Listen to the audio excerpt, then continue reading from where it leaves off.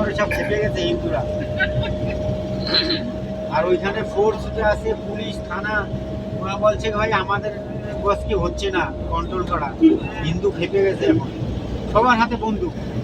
আর বন্দুক নিয়ে যেরকম কালী পূজায় ফায়ারিং করে না, দেওয়ালি এসে বানাতে, হ্যাঁ ওরকম সব ওরা ফাটাচ্ছে।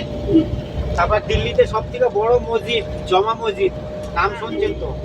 ওইখানে রাত্রি 2টোর সময় গেল পিঁপড়ার মতো মানুষ চলে, সব মুসলমান। সেই মসজিদের মধ্যে ঢুকে সব হিন্দুরা হোলি খেলতেছে। হ্যাঁ ভিতরে ঢুকে জমা মসজিদ, দিল্লি কা জমা মসজিদ নাম করা हुआ है। ঠিক তো না, লেকিন মুসলমানরা তো একটু মাথায় চললে পরে নাচানাচি চালু করে। ওরা কি বলে কি যে মোদিকে যোগীরে কলমা পড়াएंगे हम। হ্যাঁ একটু অশিক্ষিত তার জন্য এরকম বলে, যারা শিক্ষিত মুসলমান তারা কিন্তু বলে না।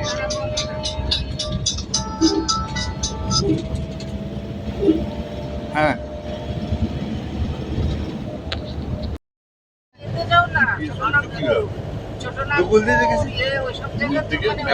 হ্যাঁ আমার তো দেখাচ্ছে, দাঁড়ান দেখাচ্ছে।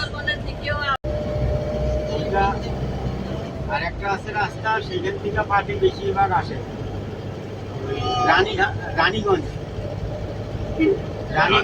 রানীগঞ্জ দিয়ে, আসানসোল রানীগঞ্জ দিয়ে সেটা একদম সামনে পড়ে। এটা চলে যাচ্ছে তো এরকম, এইটা অযোধ্যা কিন্তু ওদিকে পুরো একদম চলে যাচ্ছে, এতে ঘুরতে ঘুরতে সেই ঝাড়খণ্ডের দিকে, বুঝছেন? जो আসানসোল তারপরে হচ্ছে ঝাড়খণ্ড, এইটা ঘুরে ঘুরে তো ওদিকেই চলে যাচ্ছে। এই যে যত আমরা আসানসোলের দিকে যাব তত ওইটা এরকম নজদিক হয়ে যাচ্ছে। এই জন্য রানীগঞ্জের দিয়ে একটা সামনে পড়ে, মানে দুর্গাপুর হয়ে রানীগঞ্জ, এই দুর্গাপুর থেকে আসানসোল যেতে হবে, আসানসোল থেকে বাঁ দিকে মারবে রানীগঞ্জ, বরন্তি লেক দিয়ে বাঁ দিকে মারবে। হ্যাঁ ও বরন্তি হতে हुए आ जाएगा।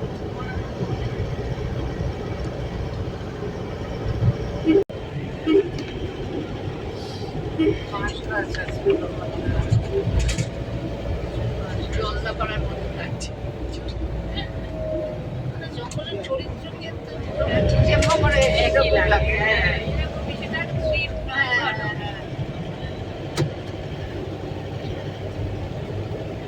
স্টেটের জঙ্গল মানে বিভিন্ন স্টেটের আলাদা। ওইটাই গিয়েছিলাম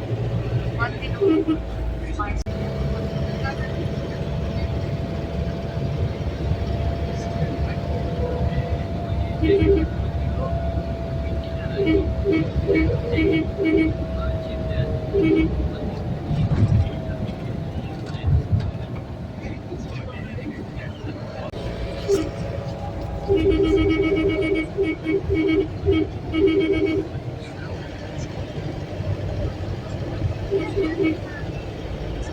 you.